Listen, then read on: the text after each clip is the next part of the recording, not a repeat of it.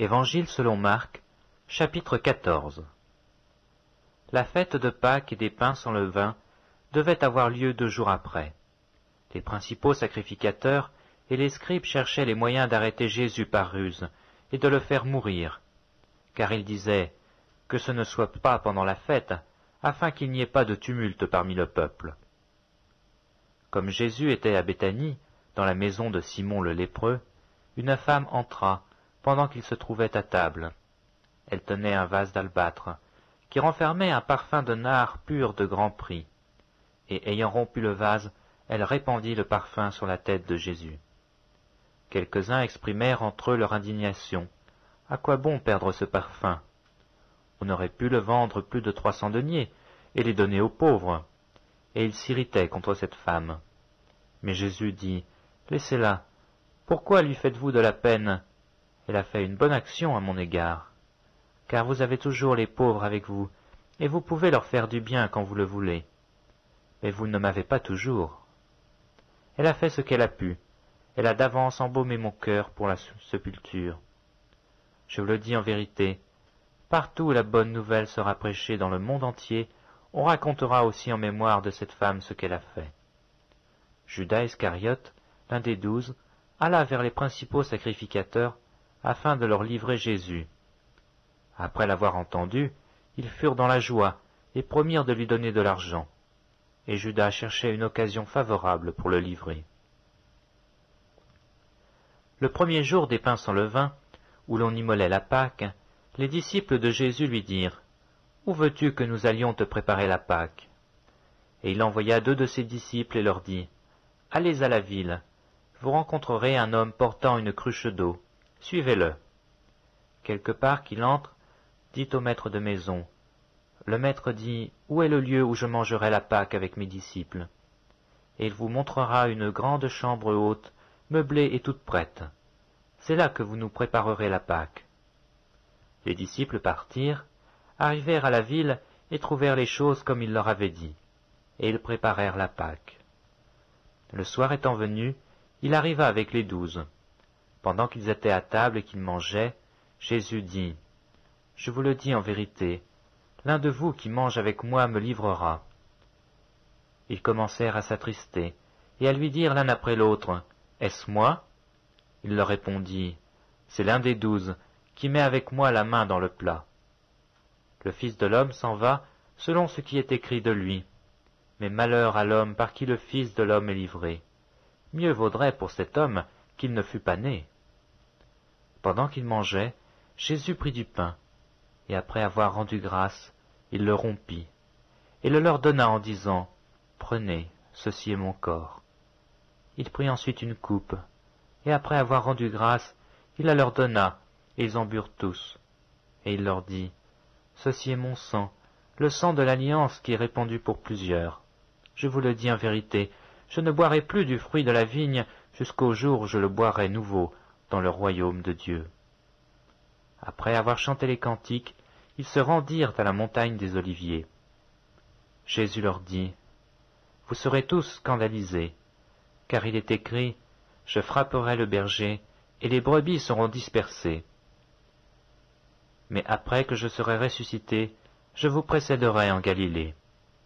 Pierre lui dit, « Quand tous seraient scandalisés, je ne serai pas scandalisé. » Et Jésus lui dit, « Je te le dis en vérité, toi, aujourd'hui, cette nuit même, avant que le coq chante 2 fois, tu me renieras 3 fois. » Mais Pierre reprit plus fortement, « Quand il me faudrait mourir avec toi, je ne te renierai pas. » Et tous dirent la même chose.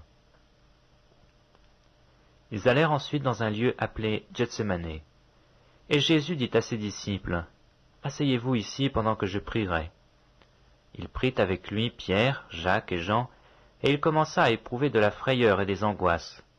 Il leur dit, « Mon âme est triste jusqu'à la mort, restez ici et veillez. » Puis ayant fait quelques pas en avant, il se jeta contre terre et pria que, s'il était possible, cette heure s'éloignât de lui. Il disait, « Abba, Père, toutes choses te sont possibles, éloigne de moi cette coupe. Toutefois, non pas ce que je veux, mais ce que tu veux. » Et il vint vers les disciples qu'il trouva endormis, et il dit à Pierre, « Simon, tu dors? Tu n'as pu veiller 1 heure? Veillez et priez, afin que vous ne tombiez pas en tentation. L'esprit est bien disposé, mais la chair est faible. » Il s'éloigna de nouveau et fit la même prière. Il revint et les trouva encore endormis, car leurs yeux étaient appesantis. Ils ne surent que lui répondre. Il revint pour la 3e fois et leur dit, « Dormez maintenant et reposez-vous. C'est assez, l'heure est venue. Voici, le Fils de l'homme est livré aux mains des pécheurs. Levez-vous, allons. Voici celui qui me livre s'approche. » Et aussitôt comme il parlait encore, arriva Judas, l'un des 12, et avec lui une foule armée d'épées et de bâtons, envoyés par les principaux sacrificateurs, par les scribes et par les anciens. Celui qui le livrait leur avait donné ce signe, « Celui que je baiserai, c'est lui, saisissez-le et emmenez-le sûrement. » Dès qu'il fut arrivé, il s'approcha de Jésus disant, « Rabbi », et il le baisa. Alors ces gens mirent la main sur Jésus et le saisirent. Un de ceux qui étaient là, tirant l'épée, frappa le serviteur du souverain sacrificateur, et lui emporta l'oreille. Jésus, prenant la parole, leur dit, « Vous êtes venus comme après un brigand, avec des épées et des bâtons, pour vous emparer de moi. J'étais tous les jours parmi vous, enseignant dans le temple, et vous ne m'avez pas saisi, mais c'est afin que les Écritures soient accomplies. » Alors tous l'abandonnèrent et prirent la fuite. Un jeune homme le suivait. N'ayant sur le corps qu'un drap, on se saisit de lui. Mais il lâcha son vêtement et se sauva tout nu. Ils emmenèrent Jésus chez le souverain sacrificateur, où s'assemblèrent tous les principaux sacrificateurs, les anciens et les scribes. Pierre le suivit de loin jusque dans l'intérieur de la cour du souverain sacrificateur. Il s'assit avec les serviteurs, et il se chauffait près du feu. Les principaux sacrificateurs et tout le Sanhédrin cherchaient un témoignage contre Jésus pour le faire mourir, et ils n'en trouvaient point. Car plusieurs rendaient de faux témoignages contre lui, mais les témoignages ne s'accordaient pas.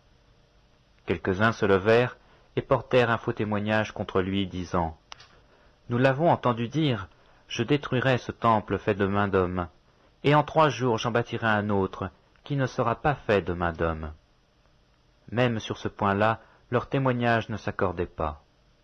Alors le souverain sacrificateur, se levant au milieu de l'assemblée, interrogea Jésus, et dit, « Ne réponds-tu rien? Qu'est-ce que ces gens déposent contre toi ?» Jésus garda le silence, et ne répondit rien.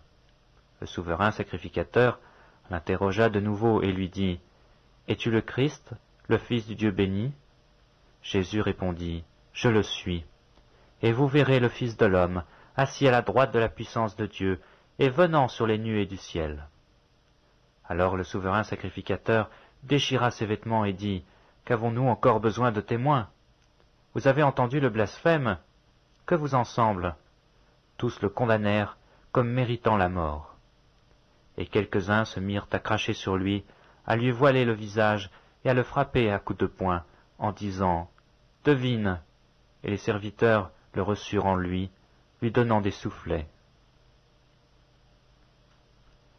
Pendant que Pierre était en bas dans la cour, il vint une des servantes du souverain sacrificateur. Voyant Pierre qui se chauffait, elle le regarda et lui dit, « Toi aussi tu étais avec Jésus de Nazareth. » Il le nia, disant, « Je ne sais pas, je ne comprends pas ce que tu veux dire. » Puis il sortit pour aller dans le vestibule, et le coq chanta. La servante, l'ayant vu, se mit de nouveau à dire à ceux qui étaient présents, « Celui-ci est de ces gens-là. » Et il le nia de nouveau. Peu après, ceux qui étaient présents dirent encore à Pierre, « Certainement, tu es de ces gens-là, car tu es galiléen. » Alors il commença à faire des imprécations et à jurer, « Je ne connais pas cet homme dont vous parlez. » Aussitôt, pour la 2e fois, le coq chanta, et Pierre se souvint de la parole que Jésus lui avait dite. Avant que le coq chante 2 fois, tu me renieras 3 fois. Et en y réfléchissant, il pleurait.